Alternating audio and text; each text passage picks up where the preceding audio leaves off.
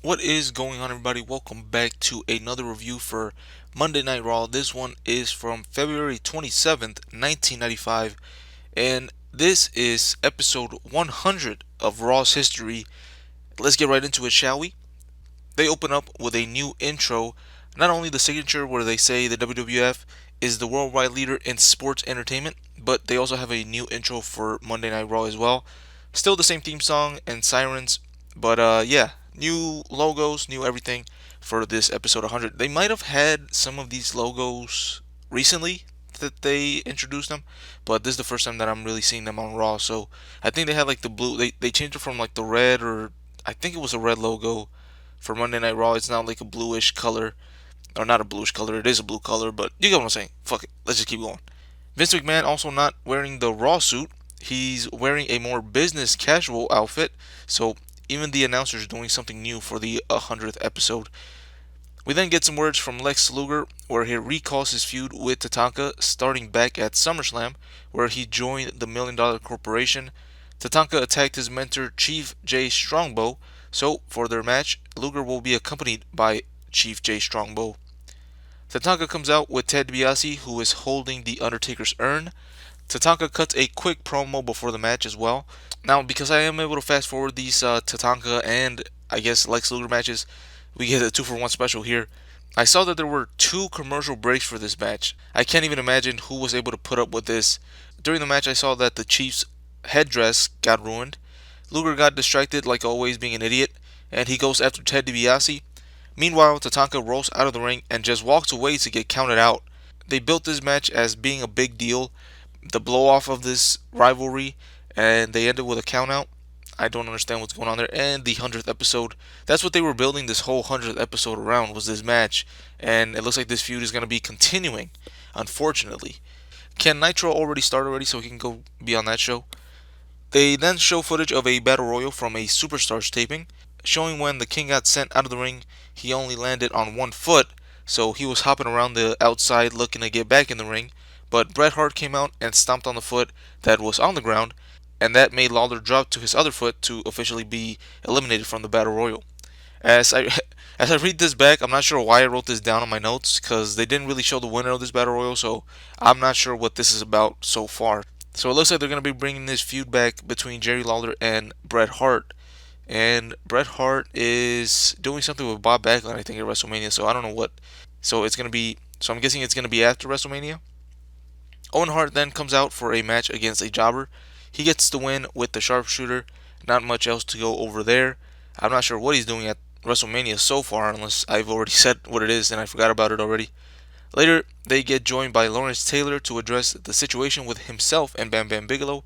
He starts by burying the 123 kid, calling him a 13-year-old.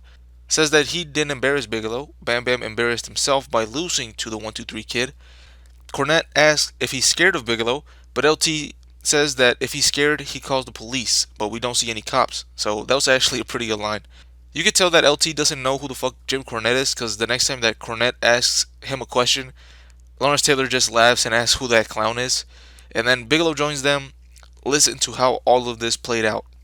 Listen, Lawrence Taylor, you don't scare me. Nobody scares me. And if you think I pushed you like a sissy, let me tell you something. When I pushed you, that was one tackle that you did not make. And if I was a football player on the line, I would have retired you a long time ago. I'm right here, brother. I'm right here. Yeah, you're right there, and I'm right here. And unfortunately, I'm not I Dream a Genie, and I can't snap my fingers and be there. But one day, I'm going to be there, and at the Harley-Davidson Cafe, I'm going to be there. And the question is, Lawrence Taylor, are you going to show up? Are you going to be there? Are you going to tell the world what we want to hear or what I want to hear?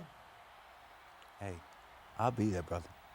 You be I'll there, be there because I'm going to be there, Lawrence Taylor, and I want you to accept my challenge. Yeah. Because Wear if your you're the dress. man Don't that forget you to wear say your you dress, are, girl. you're the man that you say you are, then you're going to have to prove All right. to me Thank you very and much. the world what kind of man you really are. I'm Bam Bam Thank you very Bigelow. much, Bam I'm Bam. the beast Thank you on very the much. East. Yes, indeed. Thank you very much for joining us, Bam Taylor Bam ran Bigelow. off again. Did you see that? So they're supposedly meeting up at a cafe slash press conference deal where this match is most likely going to get announced for WrestleMania. It sounded like Bigelow was off his game during this interview. He was choking up and stumbling over his words. Now, since I've only seen his stuff from the WWF, I'm starting to question if he's actually any good at cutting promos. I always thought that he was, but this showed me something different. Is I don't know if it was just nerves, I don't know if this was just unscripted and live, so maybe that's what it was. But yeah, I don't know. I thought Bigelow was better on the mic, but seeing this, it kind of got me second guessing that. But moving on, we have Doink the Clown taking on a jobber. He picks up the win with what they call the whoopee cushion, obviously the top rope senton. I don't know, top rope move from Doink for the win. They then show us that battle royal that I mentioned from earlier, back from the Superstar taping. There were still no stakes, but Shawn Michaels was in it, and they all went after him at the start. But because it meant nothing, he eliminated himself because obviously he had nothing to fight for. He already won the Royal Rumble, already going to WrestleMania. But it ended with the Bulldog winning, even with Shawn coming back at the end to try to interfere. All of this was done to set up a one-on-one match between HBK and Bulldog next week on Raw. I don't know why they set that up for next week when they could have built that match up for this 100th episode of Raw. That would have been a lot better than what we got. Next up, we have Kama Mustafa in another jobber match. He picks up the win with a submission, kind of a modified STF. So the Supreme Fighting Machine Kama continues his momentum. Momentum for what? Who knows? But he's got it. Then we see Davey Boy Smith getting interviewed by Vince McMahon backstage to give some words before his match next week. And then they end the show with Todd Pettengill promoting the press conference for WrestleMania 11. They really went all in on this, saying that all the big media stations were going to be there to cover it, and that we were all invited to be there. But if we couldn't make it, to get on the phone and call their hotline to get the live updates. Looking back on it, I feel so bad for people that actually use this hotline for this type of stuff because of how it is now. Literally, we have everything happening by the second. We could just get on Twitter and learn about it in real time. We don't have to wait for it to be on TV later or for someone to tell us about it in school or work. But anyways, if you have money to call this hotline, let me know in the comments what it was like and who actually answered these phone calls. Again, I'm just gonna if nobody answers me, I'm just gonna think it was Vince McMahon impersonating somebody, just answering these. It's probably his personal phone number, to be honest. He just got calls all day from fans asking him what's going on.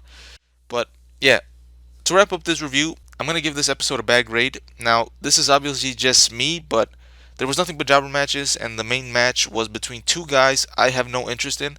So that's why I'm giving it a bad grade. If you guys enjoyed Lex Luger and Tatanka in that feud, you probably saw it differently. And obviously, jobber matches, they do have a purpose at the end of it. It's just to get the main guy over, whoever wins. And even the LT and Bigelow segment wasn't as good as it could have been. And again, that's just me. But if you're a fan of celebrities being in the WWF, WWE, whatever, hey, you might have had a different opinion. But I'm just gonna give this a bad grade just based on what I saw, my personal taste. I believe that WrestleMania is in March this year, so maybe 3 to 4 weeks left before then. So they don't really have that much time to build any new feuds. I mean, that's just me saying it. They could probably build something in a week or two. I mean, it's not that hard. Pause. Like at this point, I know what Bret Hart and Bob Backlund does, and I know that Owen Hart does something as well. The Bulldog. I know that those guys are at WrestleMania, Undertaker, but like they haven't really done much to build to those matches that they're gonna have. So it's like they're just gonna throw everything at us at like the last 2 weeks and just say, "Oh, these guys are having matches. Deal with it." But obviously they're building the Lawrence Taylor and Bam Bam Bigelow match the most. That's gonna be their main event, and we already know that Diesel and Shawn Michaels are gonna have their WWF title match. So basically that's all they really care about. So everything else they'll just throw at us in the last couple of weeks to let us know what else is gonna be on the card. For the rest of the people that might not want to get the pay per view, they'll be like, oh, at least Bret Hart's gonna be on there. I'll get the pay per view, I guess. So we'll see what they do moving into the month of March. But yeah, until next time, I'm out.